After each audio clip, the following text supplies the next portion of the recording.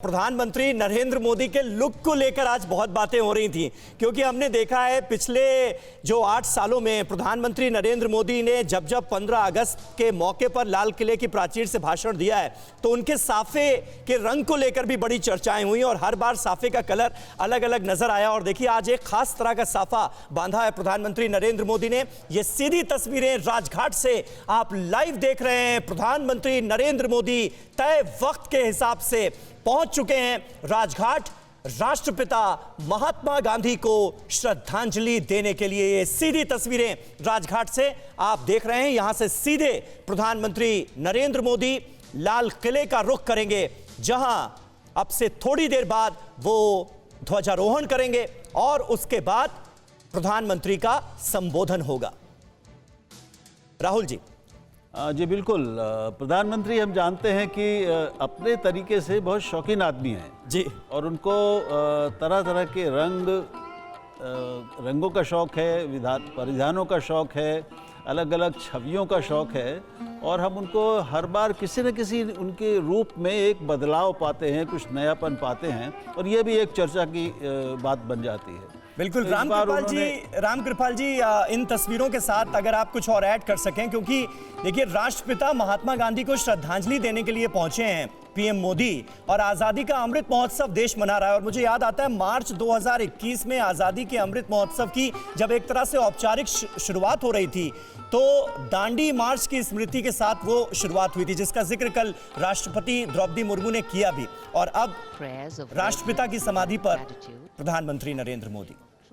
देखिए, जैसा कि अभी राहुल जी कह रहे थे कि उपलब्धियों का उत्सव मनाने के पीछे कहीं ये न हो कि हम चुनौतियों को भूल जाएं, भावी चुनौतियों को जी। तो मुझे लगता है कि आज का दिन एक खुशी का दिन होता है। निश्चित रूप से हम, जैसा कि मैंने पहले भी कहा था कि 1947 से आज 2022 यानी 75 साल का ये जो हमारा सफ़र रहा है, आशंकाओं के बीच हमने ये सफ़र शुरू किया था।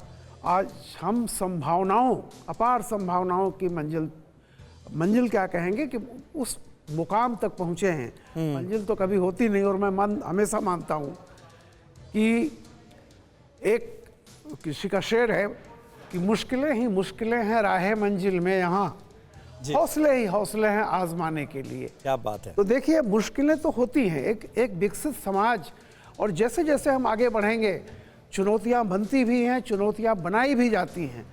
और मैं हमेशा कहता हूं कि मंजिल जो रास्ता है कई बार वो मंजिल से ज़्यादा खूबसूरत होता है। संघर्ष में चाणक्य कहते थे कि परिश्रम स्वयं आनंद है। तो ये जो चीज़ें हैं, और 15 अगस्त को मैं देखता हूं अक्सर एक चीज़ होती है कि एक बड़ी लकीर खींचने मोदी जी हमेशा एक बड़ा लक्ष्य देते हैं सबके सामने, चाहे कभी वो सफाई के रूप में हो, चाहे कभी किसी रूप में जैसे जल संरक्षण के रूप में हो, पर्यावरण के रूप में हो, तमाम तरह की चीज़ें हैं। तो आज मैं चूँकि हम ये अमृत महोत्सव है, तो मैं उम्मीद कर रहा हूँ कि उपलब्धियों की चर्चा जरूर होगी, लेकिन जो ये कहा गया है कि आगे के 25 साल यानी कि जब हम 100 के होंगे तो ये 25 सालों के लिए हमारा क्या क्या लक्ष्य है, हम किन लक्ष्यों पर, मुझे लगता है उस पर ज़्यादा, मुझे ऐसा उम्मीद है कि उस पर ज़्यादा चर्चा करेंगे आज प्रधानमंत्री। डॉक्टर राजू, ये जो हम तस्वीरें दिखा रहे हैं, इनके साथ साथ एक चीज़ हमेशा कही जाती है कि ये जो जर्नी है 75 साल की, ये जो यात्रा है, ये कलेक्टिव यात्रा है। ये किसी एक व्यक्ति की नहीं है, बल्कि पूरे एक राष्ट्र और समाज की है। तो समाज के तौर पर, व्यक्ति के तौर पर इस स्वतंत्रता की यात्रा में आम हिंदुस्तानियों की भूमिका और भागीदारी कैसी रही है, इसे आप कैसे देखते हैं? क्योंकि जो कुछ भी हासिल हुआ है हर एक भारतीय के परिश्रम से और उसकी भागीदारी से ही प्राप्त हुआ है। बिल्कुल सही कहा आपने। 75 सालों में हिंदुस्तान ने स्पेशली जो हेल्थ से संबंधित एरिया था उसमें काफ़ी डेवलपमेंट किया। मैं अभी भी रिकलेक्ट करता हूँ जिस कॉलेज से मैं आता हूँ, जहाँ मैं पढ़ा लिखा बड़ा हुआ, 1960s में उस ज़माने के जो प्रधानमंत्री रहे पंडित नेहरू, उन्होंने शायद वो विज़न था कि उनके उस समय में हमने देखा कि हमारे स्टेट में, हमारी पूरी कंट्री में बहुत सारे नए मेडिकल कॉलेजेस जो है वो खुले, और उसके बाद हमारे जैसे स्टूडेंट्स उन्हीं कॉलेजेस से पढ़कर आज इस मुकाम तक पहुँचे कि आज हम देश में अच्छी से अच्छी हेल्थ केयर सर्विस प्रोवाइड कर रहे हैं, स्पेशली अर्बन एरिया में। रहा 75 साल का जो हमारा एरिया है,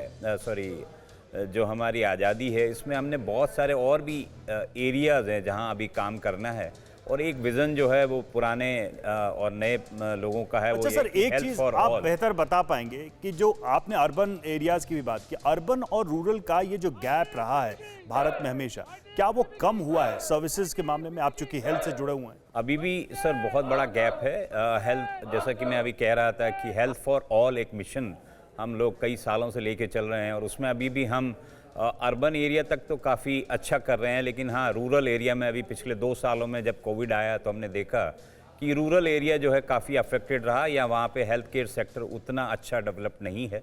और अभी आने वाले जो 25 साल हैं उसमें हमें उन एरियाज़ में काम करना होगा जहाँ पे कि हम लोगों को अच्छी हेल्थ सर्विस दे पाएँ, स्पेशली रूरल एरियाज़ में।